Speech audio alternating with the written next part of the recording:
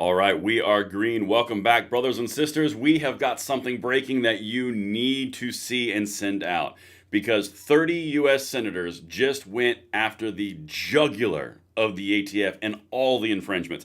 Guys, you are going to love every second of this. I changed some settings, so make sure I've got audio and video coming through solid for you guys, and we are about to walk through everything that I've wanted to see for quite a while. Now, of course, if you guys are new or you are a returning viewer, make sure you hit that like button, subscribe to the channel, turn the notification bell on as we are pursuing freedom every single day and charting a course towards fixing this bad boy for the better in the next generation. All right, guys, listen.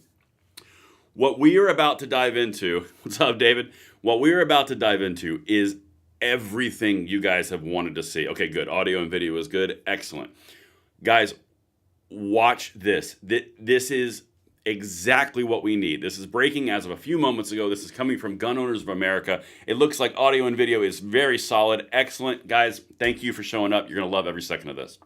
So, 30 senators demand the ATF rescind Biden infringements pursuant to Executive Order 14206, including engage in the business rule, boom. Frame and receiver rule, boom again. Pistol brace rule, thrice boom. And zero tolerance policy for the quadfecta of boom. Oh, and by the way, as a cherry on top for that little delicious thumb, it also calls for the deletion of the ATF's illegal gun registry. Guys, I've got everything. I've got the letter itself. I've got some news articles. We're going to dive into it deep. But you have to understand what this means, not just for the letter that they just sent and them going after them.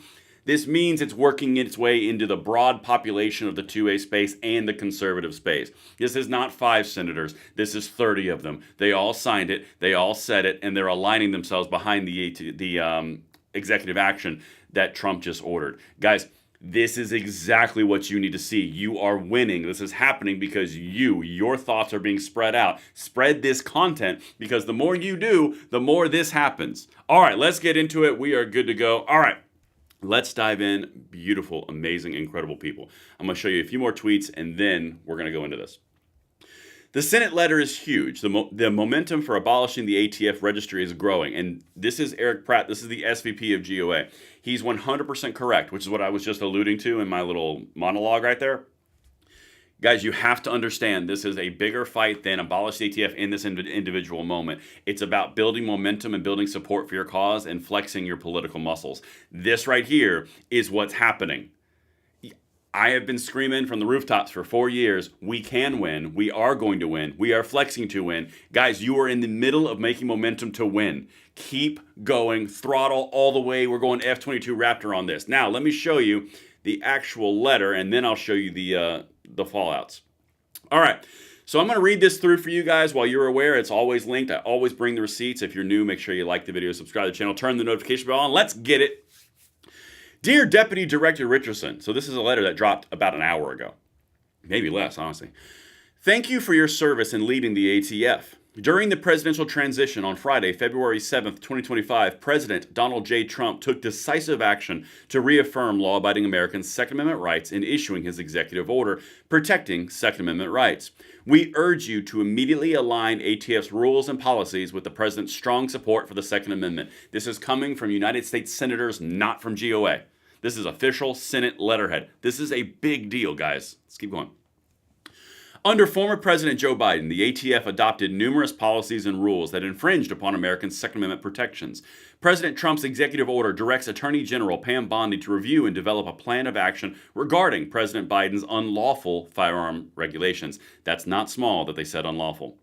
We ask you that you work with the Attorney General to quickly identify and rescind these policies. In particular, we call your attention to the following anti-Second Amendment regulations and policies which must immediately be rescinded. Guys, zoom out on this, and I'm going to show you in a second more of this. You have to understand what's happening. We pressured Trump and the administration to put some action out there for positive 2A. The executive order comes out. 2 weeks later, this letter comes out from U.S. senators. All the momentum that's happening is going in the direction that we need to, and it continues if you spread these videos out, post them on X, post them on Facebook, post wherever you want, because this is how you build momentum. All right, let's keep going. The engaged in business rule, which is an unconstitutional attempt to move ATF to do all it can to impose universal background checks on law-abiding Americans. ATF has been enjoined, at least temporarily, from enforcing the rule because it violated the text of the Gun Control Act. Again, this is coming from U.S. senators, not from GOA. That's important. The pistol brace rule, which improperly reclassifies pistols equipped with stabilizing braces as short-barreled rifles, again from Senate, thereby subjecting them to stringent regulations and serious criminal penalties under the NFA and GCA. We are troubled by the fact that the ATF promulgated this rule after it previously determined that attaching a stabilizing brace to the pistol did not render the pistol an SBR. This rule threatens to put stabilizing braces out of reach of millions of gun owners, including disabled combat veterans who rely on them to be able to shoot heavy pistols. Furthermore, the rule made law-abiding felons overnight for having lawfully purchased stabilizing brace-equipped pistols. Multiple courts have already found the rule to be arbitrary and capricious under the Administrative Procedure Act. That's important because that's how it was getting smoked in the courts, from the arbitrary and capricious angle under the APA, the Administrative Procedure Act. You have to understand how all this is filtering together. You now have the presidency, you have the Senate, and they are referencing the court. That's all three branches, just so you know. That's executive, legislative, and judicial. Let's keep going because tying this together is important. And it was ordered vacated by the U.S. District Court for the Northern District of Texas. We appreciate the governor's recent motions to hold ATF's 5th and 11th Circuit appeals, defending the rule in abeyance and to postpone oral arguments, and the ATF should work quickly to accede to the vacatur given the ongoing litigation. Okay, so far we got pistol brace rule and we got engaged in business. Those are two biggies. We got to get to the rest of them.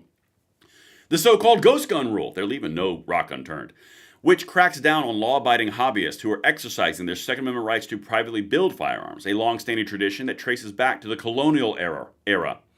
The regulations are currently before the Supreme Court, but ATF should act immediately to rescind this rule. Scorched earth, and I'm here for it. How about the zero-tolerance policy, under which the ATF has revoked the licenses of federal firearm licensees over minor bookkeeping violations? This policy violates a decades-long precedent of ATF working with FFLs to address the minor unintentional violations and revoking FFL licenses only in cases of major, willful violations that threaten public safety. The ATF should develop a program to restore the federal firearm licensees of those FFLs whose license were unfairly revoked, targeted by the Biden administration. I added that part. Or surrendered under duress, where they did not engage in willful conduct and do not represent a threat to public safety. This part, we're about to get into the next piece, and I'll show you the signatories, because this is important. In addition to promptly rescinding these rules and policies, we urge you to immediately destroy the hundreds of millions of ATF Form 4473 firearm transaction records and other licensee records that are over 20 years old. These records have no particular law enforcement value, but do contain the sensitive information of millions of law-abiding Americans. Cherry on freaking top. Guys, they went after everything that was important to us. God, this is beautiful. Let's go to the next page. Let's continue this greatness. Likewise, to return the policy of allowing FFLs to destroy 4473s in their possession that are over 20 years old, because remember, it changed. They all had to go to the Biden administration, right? Or the ATF under the Biden administration. Now they want to destroy them. Guys, this is it, which the Biden administration initiated in violation of federal prohibition on gun registration. Ending the policy of retaining these very old records will save money for the American taxpayer and counteract ATF's unconstitutional rule change. Yes. Now, this last piece right here, this is an interesting one you guys are going to like. So if this is an Easter egg, listen to the end of this article or this letter. Furthermore, we urge you to continue collaboration to improve the process for the National Firearms Act applications. So this is like SBRs, suppressors. Congress recently instructed ATF to make these improvements while NFA wait times have improved significantly. ATF must continue to address ongoing delays in application processing times. Wait for it. Until the archaic process is at least as efficient as the NICS background check system. There is no reason that the right to purchase a firearm should be so greatly delayed. Quote, a right delayed is a right denied. That last part is written by 30 U.S. senators talking to the ATF after the president just signed a directive for executive actions and analysis. Guys, Pam Bondi, the DOJ, all the administration officials, they are going to see this letter. This is important. So you have to understand, number one, John Cornyn is right there and Tom Tillis is right there behind him. So I wonder that's probably because they signed the Senate Bipartisan Safe Communities Act and they're trying to make amends. You know what? They're still in the doghouse, but this is a basic start. Anyway, let's keep going. You've also got the Senate Majority Leader and the Majority Whip.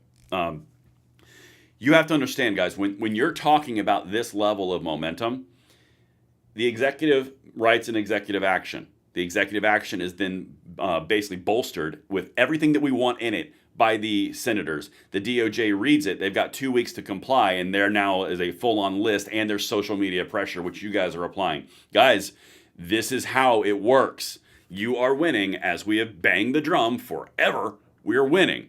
Now, here's where I get a little bit of the rub. This is a small rub. I don't like that guy. I don't trust that guy. That's Senator John Cornyn. Now, Senator John Cornyn has proven himself to be quite the gun controller.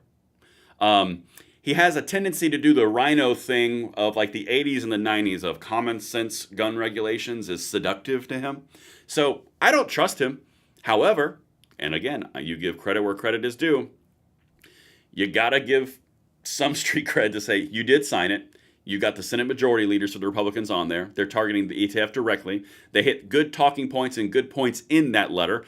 And they also go forward to pressure the DOJ and Pam Bondi to take some of these pieces of advice. Now, where does this leave us in the overall thing? And guys, again, if you're tuning in here, watch this whole video. It's all linked. Everything I provide is always the receipts. Hit that like button, subscribe to the channel, and turn the notification bell on. But wrapping this up, I want to highlight how important you guys are. You are winning. We are winning collectively because of the actions that you guys are taking. This is not because some magical two-way ferry is happening in Washington, D.C., and all of a sudden the eyes have been opened. It's because you guys are doing work. Let's just be honest and call it what it is. You started with electing Trump, given the Republican House and the Republican Senate. They now feel emboldened to actually support the causes you support because it's in their best interest. Not because they're amazing people, because it's in your best interest, and therefore it's in their best interest because your interest is tied to their benefit. That's the whole point. That's politics in a nutshell. So now if we zoom out on a little bit, again, wrapping this up, you've got the presidential executive actions preserving the Second Amendment, which we covered, which was a really good template. Pam Bondi has got until, I believe, 2 more weeks, roughly, to come forward with a plan that Trump ordered. About 2 weeks before its due date for Trump to take actions, 30 U.S. senators signed the letter I just sent to you directly targeting the ATF, their illegal registry, and all the actions they took under the Biden administration, which, by the way, dovetails with exactly what the executive order was. And now Pam Bondi gets this letter, sees what you guys are doing. This is how you do it, guys. Send this one out because we are literally on the cusp of minimum 2 years, maximum 4 to 8 of greatness if we keep throttle to the metal. Oh my God, this is great. Let me know what you guys think in the comments below. Send this everywhere, and I will see you on the next one. I'm Braden. See you later.